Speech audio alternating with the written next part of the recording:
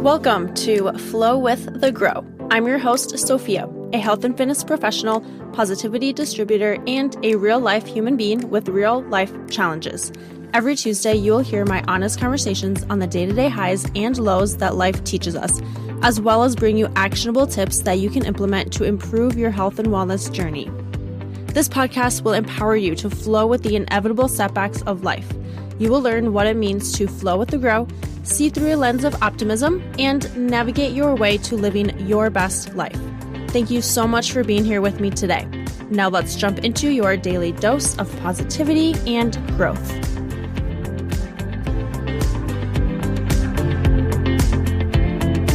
Hello. Welcome. I don't know what that was.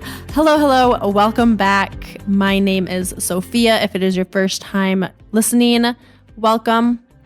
Today I'm going to be talking about my skydiving adventure, my half marathon I just did, and a little bit about CBD.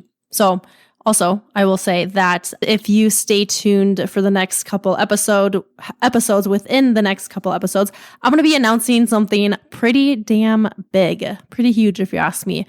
And I'm not going to say anything just yet, but in probably a couple of weeks, I will announce it, and it might shock you, especially if you've known me for a while or you've been following me for a while. This may come to a shock, but it's going to be exciting as well. All right, so skydiving, let's talk about that, because a couple episodes back, I talked about how I was going skydiving and it ended up getting rescheduled. Well, the rescheduled happened, and long story short, it was fucking amazing, and I will do it again. I will totally do it again. I remember the first time that it was scheduled, I was way more scared and nervous. I don't know why or what changed, but this time I was way more excited. I mean, I was still a little bit nervous, kind of thinking about the worst, but really I knew it was all going to be okay. And I was way more excited and ready for it, I guess. So the day that we went there, I actually was running a little bit behind, and I had two friends go with me, and we did the training in the beginning. Like, we had to watch a video and kind of go through some paperwork and things. But then there was three of us, and one of them, her name is Kayla. She went first. And so we got to watch from the ground below. And then it was me and his name is Sean, but we both went at the same time with a couple other people.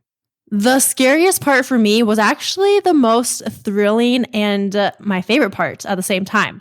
Because when we were up in the air, we were in the plane, I had to stick a leg out and then put my knee out, and then we rocked front to back and then flew out. And that was exhilarating. The view was amazing. I don't know. It was incredible. It's kind of surreal. I can't really explain it.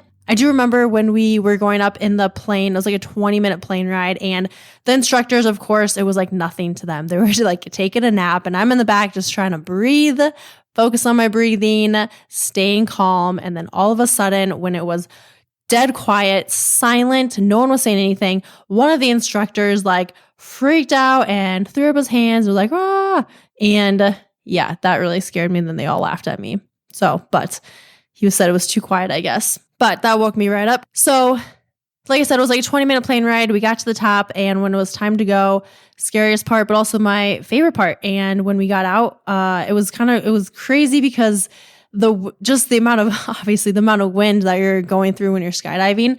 And like I said, it's just really hard to explain. But that free fall part, definitely my favorite, probably the part I was worried about the most, but I loved it so much. And actually I was going to pull the parachute. I chose to be the one to pull the parachute.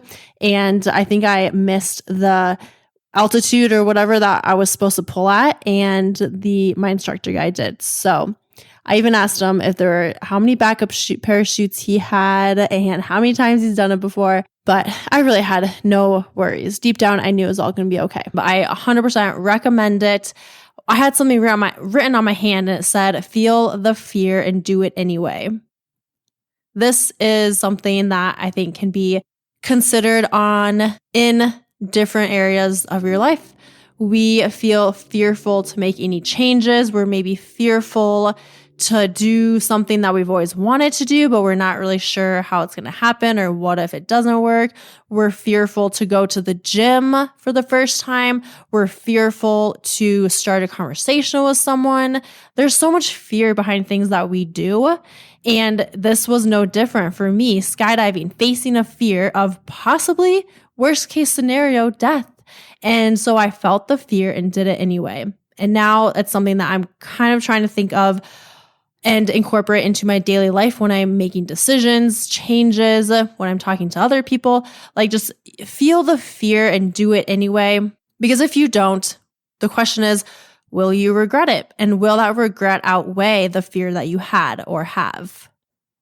There is a lot of power and empowerment and strength and growth that can and will come from doing things or pursuing something from a place of fear, or pursuing something despite the fear that we have. I also think it was 100% worth it to get the videos and the pictures.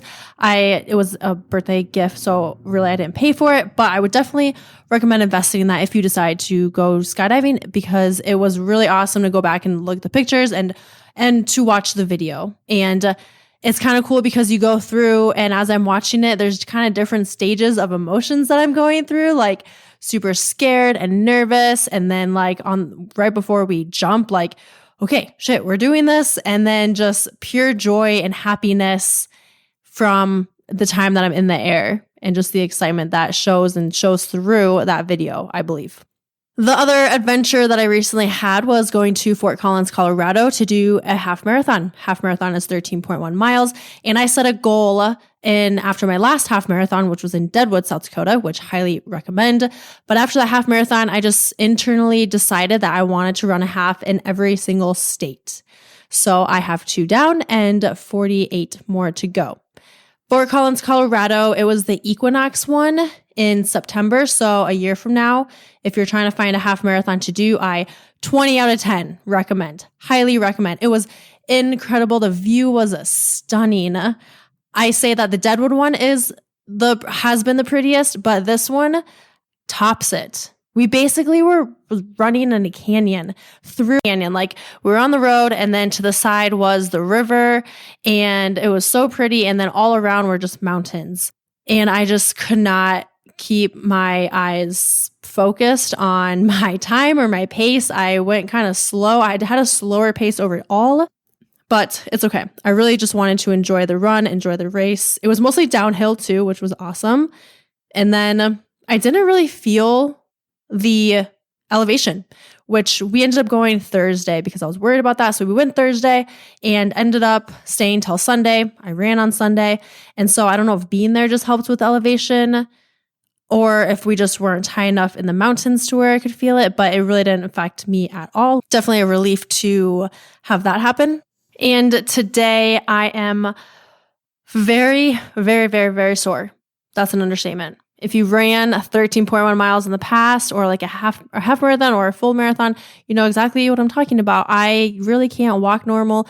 Today, showing my clients their workouts and different exercises was a struggle. I literally could not lunge. I could not squat. It was so hard for me to get up and down off the floor, but the drive was worth it. This soreness was worth it. And tomorrow might even be worse. And it really sucked yesterday because ran the 13.1 miles and then got in the car right away, pretty much after that, and drove 10 hours back to South Dakota. It was great. It was fun.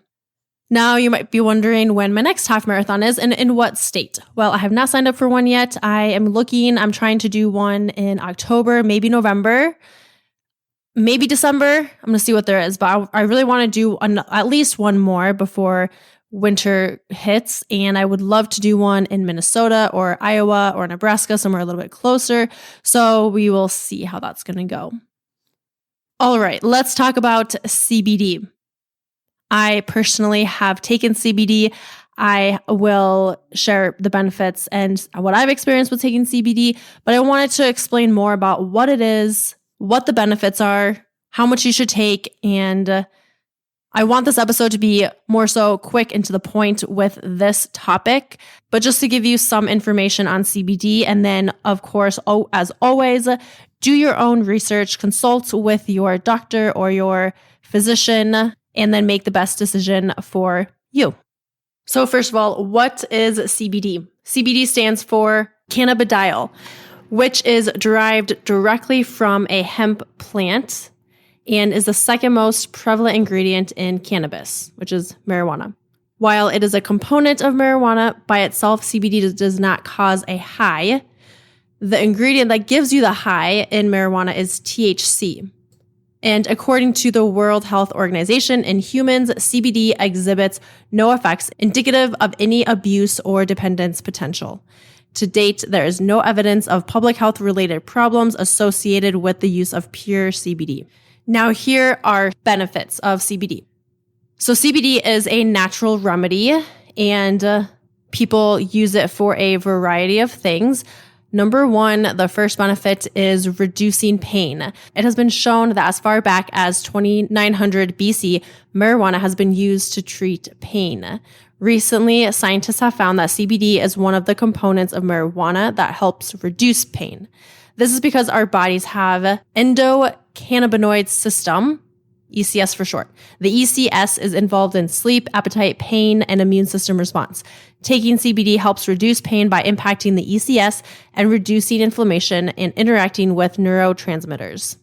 The second benefit that people use CBD for is that it could reduce anxiety and depression. So since this is a fairly new phenomenon, not a lot of research is out yet to actually back this claim. There has been an increase in studies being done, and all so far have shown that CBD does help with anxiety and depression. However, most studies done so far have been fairly small groups, which is why more research will need to be done. Benefit number 3, it can alleviate cancer-related symptoms. One study done on 177 cancer patients who were not benefiting from pain relief medications found that when they took a compound of THC and CBD, they felt a significant reduction in pain. Number 4, it can help prevent acne. Studies have shown that CBD oils have helped treat acne due to its anti-inflammatory properties and ability to reduce sebum production. Sebum is an oily, waxy substance produced by the sebaceous gland. Number 5, other neurological benefits. CBD has been shown to help people with epilepsy and those with multiple sclerosis. The most studies on CBD have been done on its relationship and use for these two neurological disorders. So far, the only one CBD treatment approved by the FDA is for epilepsy. The research being done now is showing very promising results in the future, and hopefully we will see a shift to treating these things with CBD and other natural remedies. Number 6, Alzheimer's. One long-term study done on mice that were genetically predisposed to Alzheimer's disease showed that giving them CBD helps prevent cognitive decline. This could be huge for the prevention and treatment of this disease. Number 7, heart health. CBD has been linked to several benefits for the heart and circulatory system, one of which being lowering blood pressure. Like I said before, make sure to consult with your doctor or physician about taking CBD. As with anything, there are always potential side effects, and that is no different with CBD. So even though there are so many and can be so many benefits to taking CBD and can be a natural remedy for people to use, there are some side effects to using CBD. It has been shown to cause diarrhea, yes, gross, changes in appetite and weight, and fatigue. It can also interact with and affect any medications you may already be taking. So again, it is important to speak with your doctor or medical professional before starting CBD if you are on any prescription drugs especially. I also must note that it's important to look at the company that you're buying from, making sure that it is 100% reliable and what they say is in the CBD is in it and the ingredients and so forth. Make sure it is a reliable, trusted brand, and a lot of times they will show different studies that they've done or testing that they do. It's kind of like any supplement on the market. Sometimes there are things in the supplement that they don't necessarily say are in there, or there is less or more of something. So just make sure that you do your research on the type of CBD that you get. As far as dosage and how much to take, If a specific amount isn't prescribed or recommended by your doctor, then start with a small amount, maybe 20 to 30 milligrams, then slowly increase it by 5 milligrams every week until you feel that it is effectively treating your symptoms. And also some bottles and gummies will tell you how much a serving is and how much you should take. In the past, I personally have taken gummies before. I have also taken, I personally like the CBD, like the liquid drops that you put under your tongue. I've taken it before bed, also in the morning time. And I noticed that when I took it with magnesium, it actually helped me get deeper sleep, restful sleep. I slept through the night, didn't wake up at all. And I love that it's just a natural way to treat a lot of things. And it's a natural remedy to help with a wide range of things. So while CBD is legal, THC, however, is not in some places. So when you do go to buy CBD somewhere, make sure you check the label, make sure there isn't any THC, or if it's something that you want to try and avoid. And again, do your research with the CBD that you get and talk to your medical professional. If you have pets, I know there are some companies out there that have CBD for pets. And one quick story here that is from my mom. She has a couple dogs or her and my family have a couple dogs. Very, very, very rowdy. Anytime someone would come in, they would bark and just run up to the door and just crazy. And my mom actually started giving them some CBD. I don't know if it was in the form of like droplets or gummies or put in their, I don't really know exactly. I don't remember, but I do know they gave them CBD in small amounts. And my mom told me that one day she just realized that, oh my gosh, someone had come to the door, had not come in. And then my mom realized, oh my gosh, Monroe and Gracie, the name of the two dogs, did not bark. They didn't do really anything. They just stayed where they were at, just much calmer. And I thought that was pretty amazing, kind of wild. But yeah, so there's some out there for pets.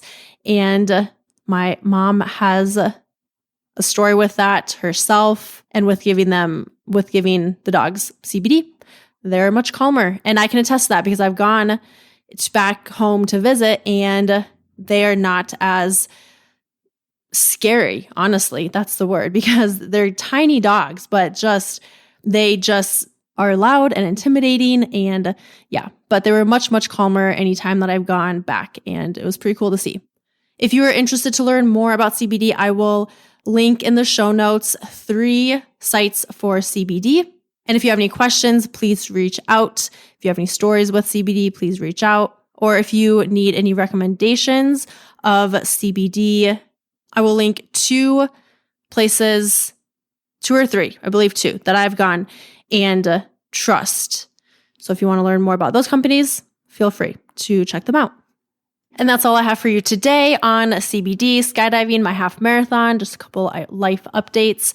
Also, by the way, I did a quick short skydiving vlog. So that is up on the YouTube channel, Sophia and Kiana, which, speaking of Kiana helps me with this information today. So I need to give credit where credit is due. Again, Kiana helped put this whole episode basically on CBD together. So thanks, babe.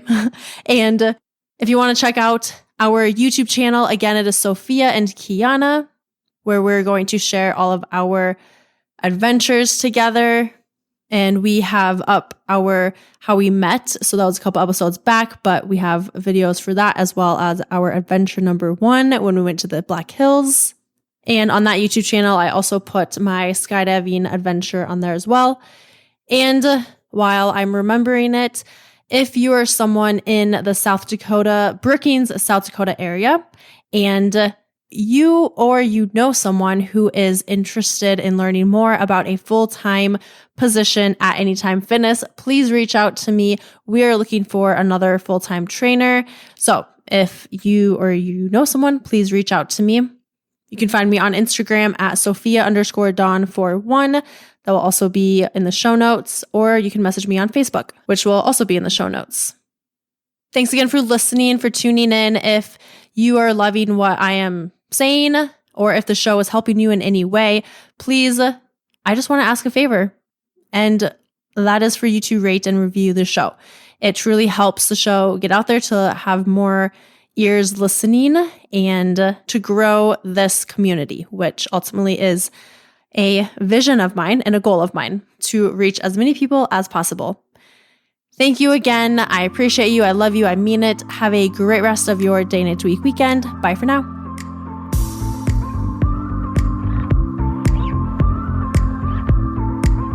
Thanks for tuning in to this episode of Flow with the Grow. I'll see you next week for your daily dose of positivity and growth.